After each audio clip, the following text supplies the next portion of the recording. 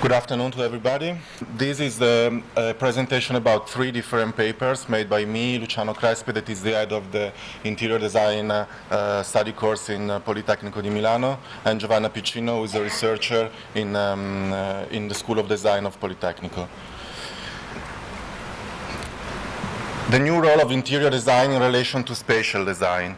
The territory of the third millennium, which is undergoing a deep physical change, is transforming the ways in which the users are inhabiting the space. The design disciplines, which operate in a continuous process of analysis, predict and understand the various needs that define contemporary living, proposing solutions that become spaces, objects, or way of living. This is a unique creative opportunity that offers challenging areas of experimentation. In fact, the design disciplines continuously get in touch with bordering disciplines like architecture, urban planning, communication, art, landscape design, territorial marketing, etc. This continuous exchange of codes and languages creates a contamination that can be truly revolutionary in the way we design and think not only spaces but other spaces. The restructuring of the internal urban spaces become the starting point of the metamorphosis of the external urban spaces in a continuous in and out, out and in network exchange brought by a different use of the spaces. As the boundaries between in and out become progressively blurred, we assist at the development of the concept of the threshold as described by Walter Benjamin. This introduces the notion of in-between, intended as process of pause between daily actions and creative attitudes. Certain transformations are spontaneously generated within the city, within the town. In fact, they often start from the inside of the buildings, and this is particularly interesting because it highlights anthropological tensions which strengthen the human desire to define our identity in relation to the spaces we inhabit.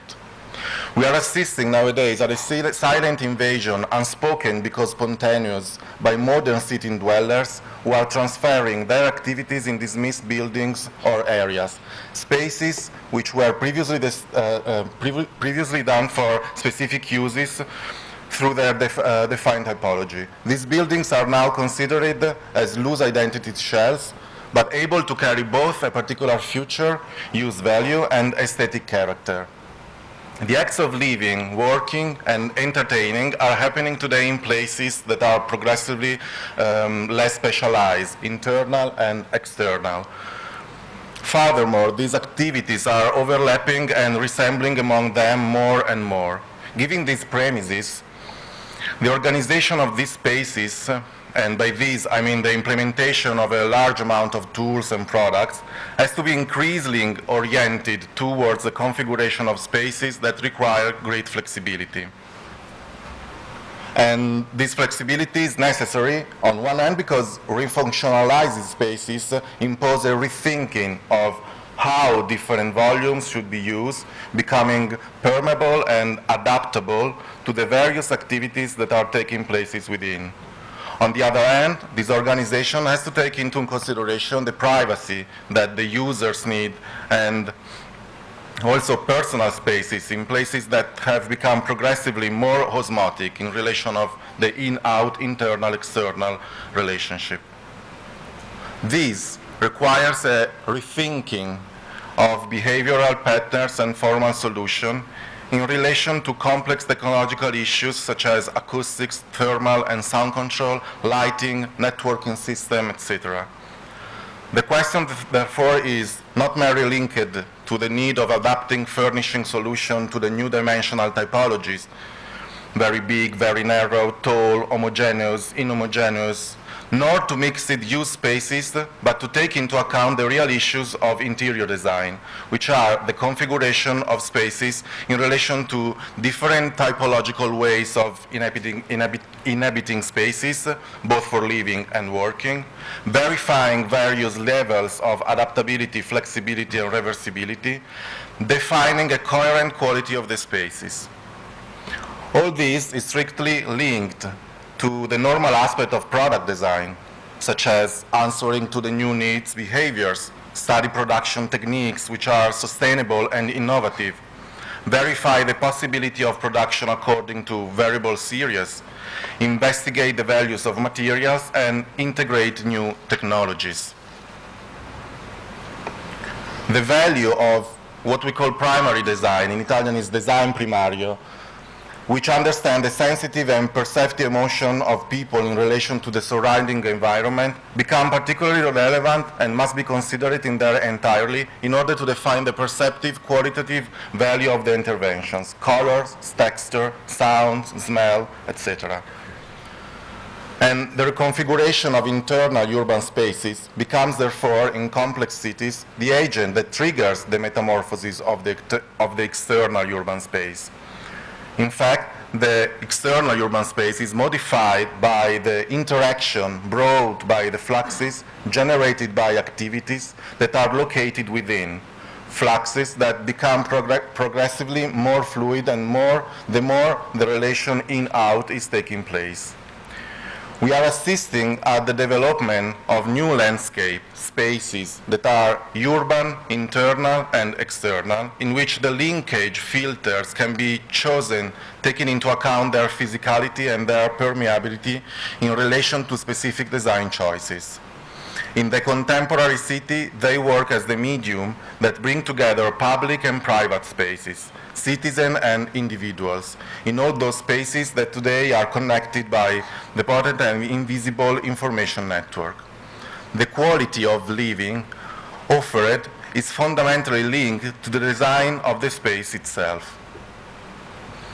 Temporary design, adaptable and reversible, is one of the coherent answers to the contemporary post-industrial era, in which we are living, in which is structured upon invisible and pervasive networks, which are in continuous transformation. These systems have a profound influence on the ways in which we live and challenge the rigid models of the function of spaces, defined by the modus vivendi of the 20th century. In fact, the previous model was based on shared but rigid codes that today are viewed as inadequate, if not completely obsolete.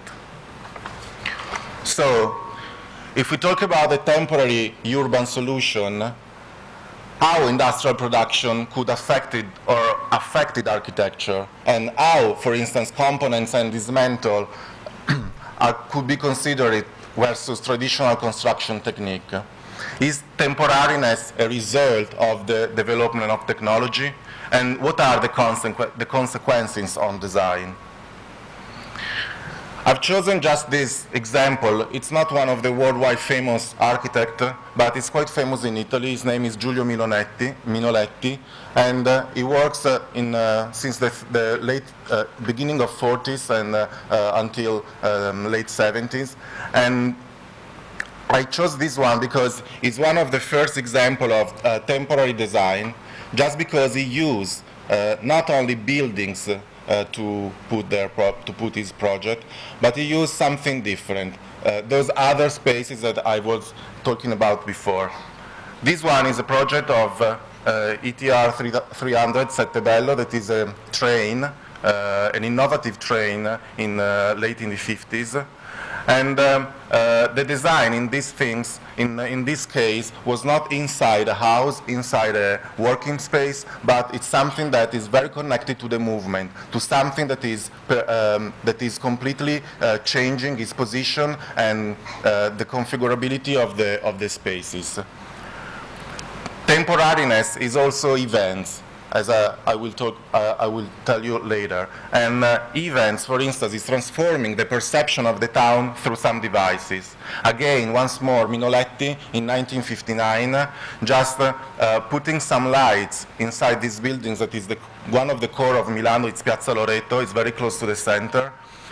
Just give another point of view of the town, of these places, because the perception of the buildings is completely different depending on the lights used. Minoletti was not only an architect, was not only I can call designer because he used the technological and approach of a designer. but he worked a lot also on the interiors, but trying to use the technique of production of industrial design to the architecture. In fact, for instance, this bathroom was one of the first examples of how the industrial production technologies affected the architecture approach to the project. Temporariness is not only, as I told you, events or accommodation and so on, but let's try to have a look to the different aspects, different features of the temporary urban solution. For instance, again, events. If you think about the musical events or just big events such as Olympic Games or so on, they used to completely transform the town for a very short time, in this case for a concert just for one night, for the Olympic Games for 2 or 3 weeks depending on the length. And during this time the perception of the town is completely different, and the perception of the town is made by how the interior designer or the designer could understand and could interpret the space and the location of the event.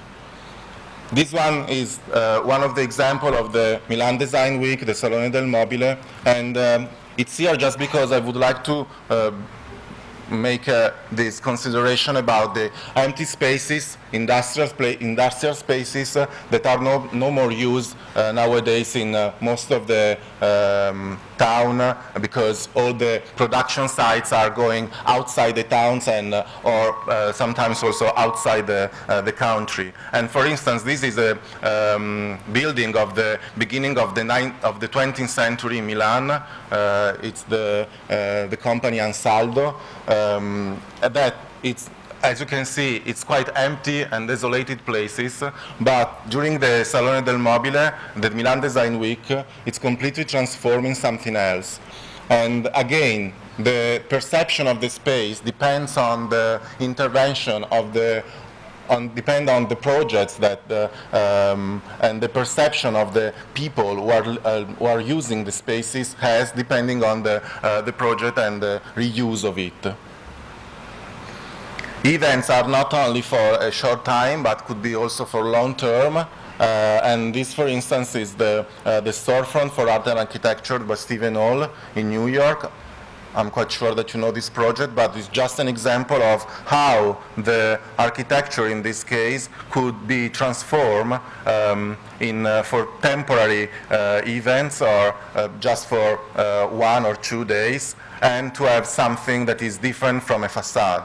So it's a space that creates volumes just rotating some walls, and this rotation causes an event, and the event could be used by different users, creating what we call the experience design.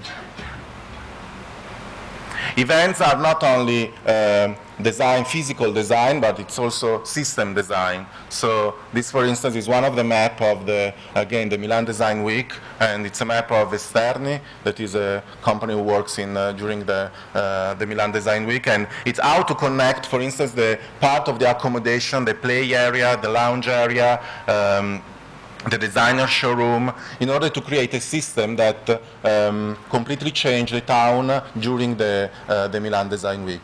I don't know if you know it, but during the Milan Design Week, Milan is completely transformed only for 1 week. Every little places, especially in some specific areas, such as Zona Tortona, that is not a very central one, are completely transformed because a lot of designers are just exhibiting their products in shops, hairdresser, or just supermarket, and every place is a good place to show your product. And during that week, a lot of people are coming in Milano, and just you see the town is something different from the previous days.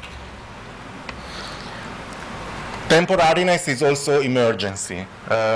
This is a work that Politecnico di Torino did in 2005, and it's about a project of emergency in case of earthquake or natural catastrophe.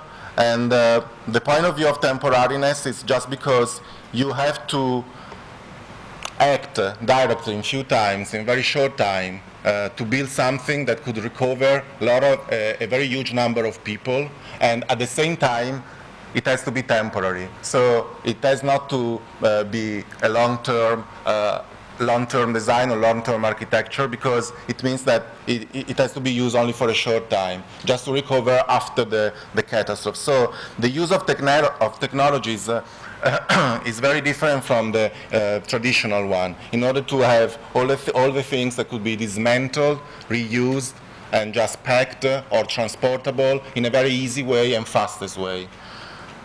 Just to give you an idea about the events, the music concert that I showed before, for a tour like that, you have to imagine that that stage has to be just built in 1 or 2 days, and after 1 day it has to be completely dismantled and rebuilt in another place. So the use of technology is completely different from the traditional one. Temporariness is also retail, and this is an example of a moving store, a temporary store from Italian Independent, that is an Italian company, and it is a showroom, very how can I say, posh maybe, but because they are selling only 6 products, but they are selling their unique product in a temporary way. So the shop could be everywhere, but you could be part of an elite at the same time, because you are buying something that is special and just something that is a limited edition. So you can sell everything in every place of the town, just opening your personal shop. And again, retail, this is a moving retail. It's again one of the solutions for food, for having food during the Milan Design Week, and it's just how to transform something that is existing and that is used for another aim, just to move from one place to another. And but now it is used to sell some products, so to sell some food, and it could be here, it could be in another part of the town, because it could move, and it was done under the point of view of temporariness.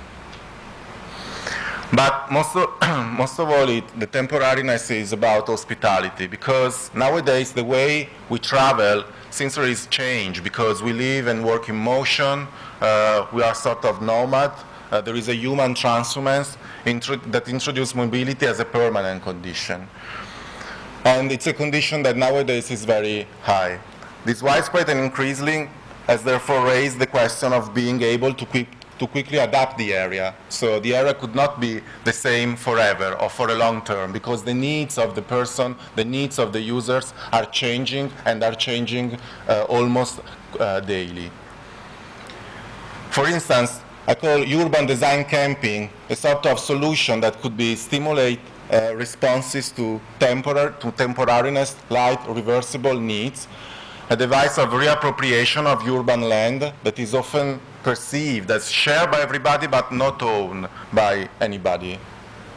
And under this point of view, we try to divide all the solution for the accommodation under the point of view of temporariness through these 3 different categories. That is the construction type, material technology, and connection with ground. So there will be some of the example about these 3 categories, just to give an idea of what is the accommodation under the temporariness point of view.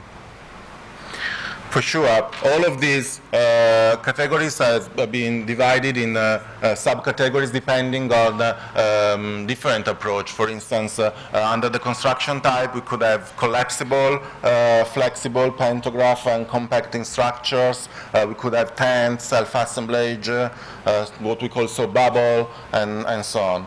Under the materials technology, for sure 100% biodegradable, because the sustainability is the base of the temporariness, and high-tech, in order to have high-tech aesthetics on technology. Or the kind of a connection with the ground, so we could have pile structure hanging on wheels by pickets on platform. These are some of the examples, for instance, of collapsible structure. So you could have something that is changing its shape through technological devices, but in this case just with a simple opening of it. And a box could become a space. A box could become something that is lived in another way, that creates a temporary space. This is an accommodation under the point of view of hanging, and it's a special one. It is really made in Nottingham, in a forest close to Nottingham, by a group of activists that try to defend their forest, and some group of designers just help them in order to create this shelter. There's this bubble connected to the trees.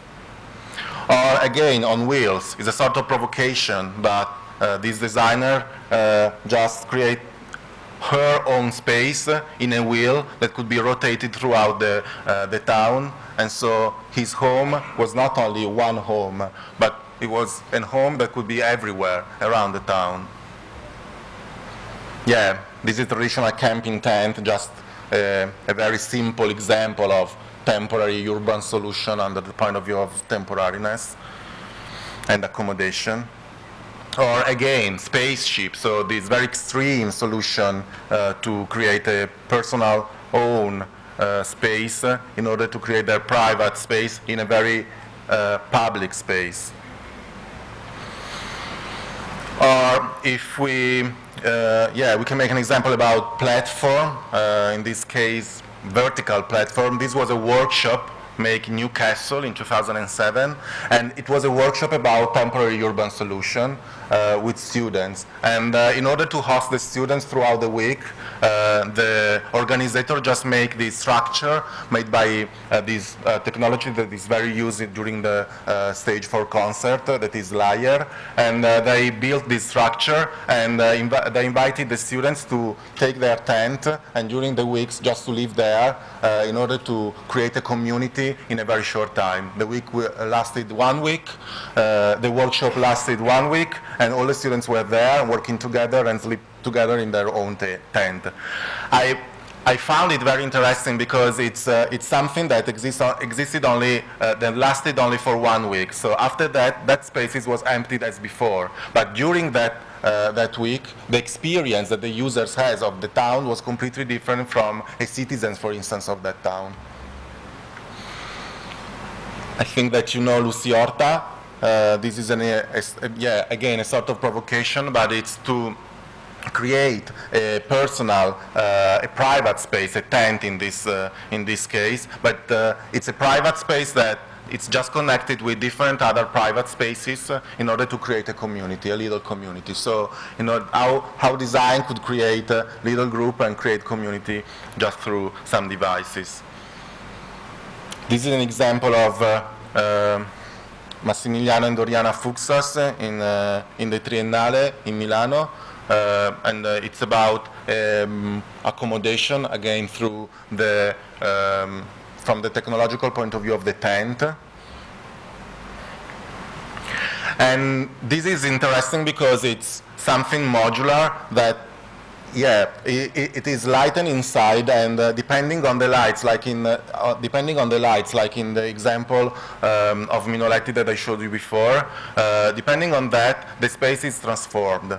So you can see easily that some lights are off, some are on, some are from different colors, and the modularity of this place could just change the perception of the place depending on the position on that.